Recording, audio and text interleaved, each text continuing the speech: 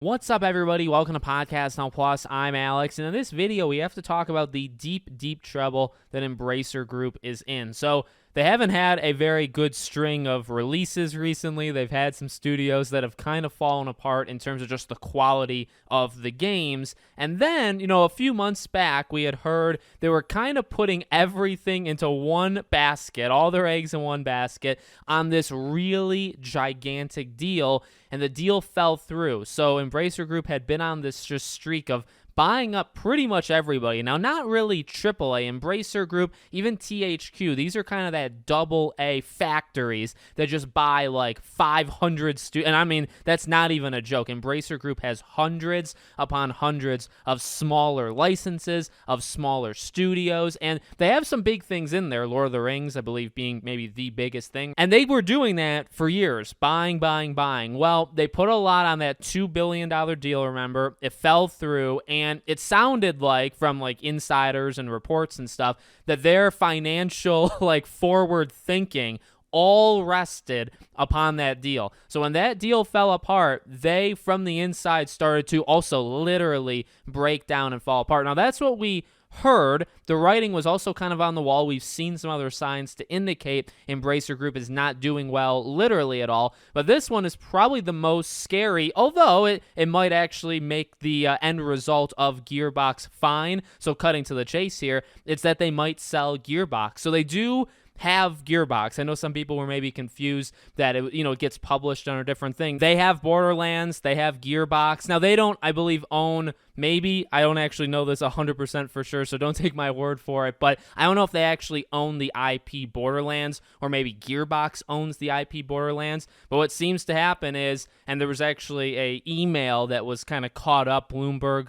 wrote about it, that Gearbox right now is in that period of kind of just uncertainty. They might stay with Embracer, they might get sold off. One actually very interesting thing in this email, they actually might make Gearbox independent. So they actually might just go out and just kind of be on their own. That would be a very interesting thing, because we've kind of seen that with sometimes properties will get bought. Like I believe Insomniac owns Sunset Overdrive, which is a little bit different than what would normally happen, where the Microsoft of the world or Sony of the world, they would own the property. Sometimes the studio itself can kind of like buy it. It's pretty rare, I would say, overall. It doesn't happen all that often, but that would be an interesting one. Gearbox not getting sold, although the report is that Gearbox is being kind of auctioned off. There's multiple, people or companies, let's say, that want them, but it's interesting that, okay, well, they'll either get sold off, and I believe these are the only two options. They're not staying with Embracer. They're going to get sold, or they're going to go independent. Either way, if they go independent,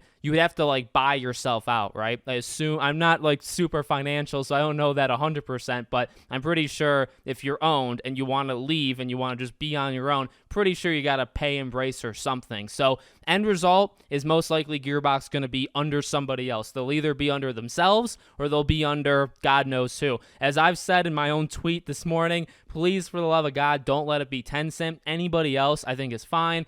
You wonder about the Microsofts of the world, right? Does Microsoft make a run for them just literally to do it? I actually don't really have any other reasoning than they're a studio that has a very big IP and they're pretty talented all around. Even though Borderlands is not in the greatest spot of all time, they can maybe be turned around. Maybe you can look at it as a reclamation project. So does Microsoft take a stab at it? But then you think about Activision Blizzard. Does that stop Microsoft from going after anybody, at least for right now? Does Sony try? Does Take-Two try? That was a good one that was thrown around the community today. There's Take-Two in there. There's some interesting possibilities, I think, for sure. Again, no matter what, just please, for the love of God, don't be Tencent, and then we're all good. So let me know what you guys think in the comments below, if you think Gearbox is going to get sold or not. Remember, there's actually rumored pretty heavily the next Borderlands game is coming next year. So that's going to be a really interesting thing if they get sold in the next 6 months and then release their biggest game right after that. That'd be pretty cool. So let me know what you think. Make sure you guys are subscribed, bell icon turned on. I hope to see you all on the next one.